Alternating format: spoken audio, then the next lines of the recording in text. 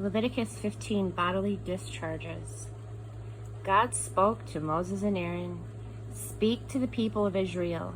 Tell them, when a man has a discharge from his genitals, the discharge is unclean.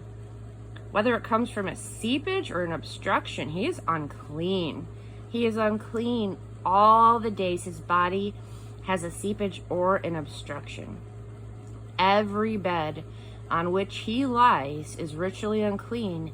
Everything on which he sits is unclean.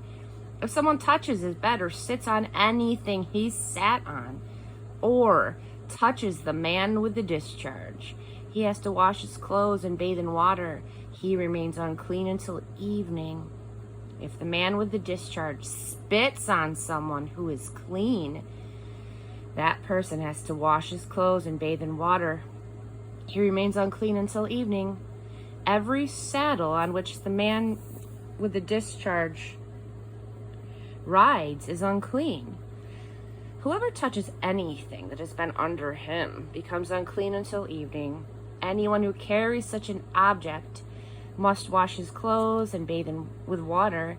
He remains unclean until evening. If the one with the discharge touches someone without first rinsing his hands with water, the one touched must wash his clothes and bathe with water. He remains unclean until evening. If a pottery container is touched by someone with a discharge, you must break it. A wooden article is to be rinsed in water.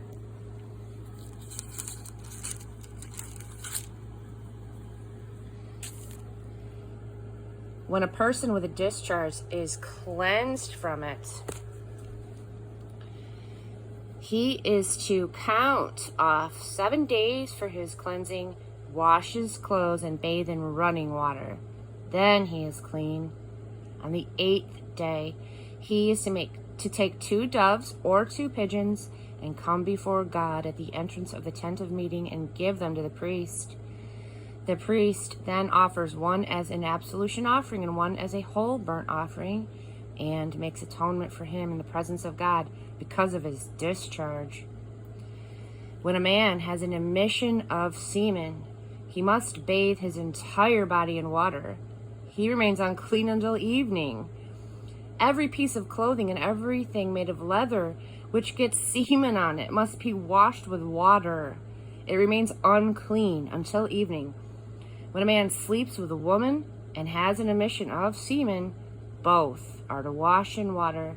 They remain unclean until evening.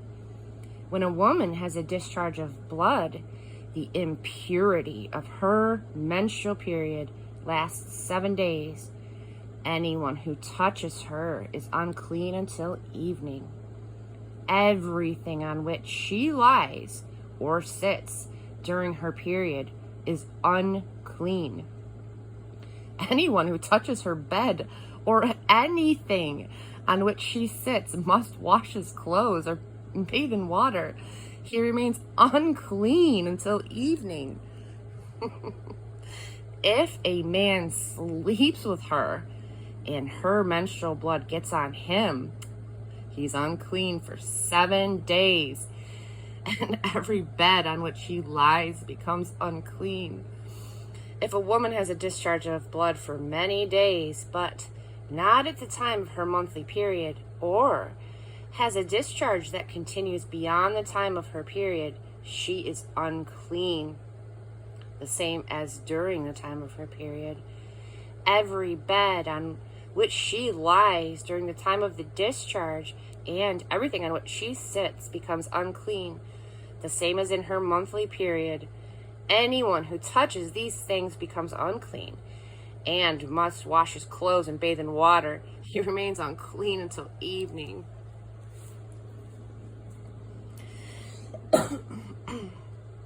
When she is cleansed from her discharge, she is to count off 7 days.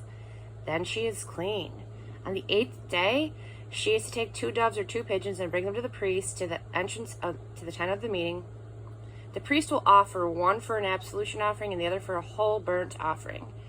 The priest will make atonement for her in the presence of God because of the discharge that made her unclean. You are responsible for keeping the people of Israel separate from that which makes them ritually unclean, lest they die in their unclean condition by defiling my dwelling which is among them.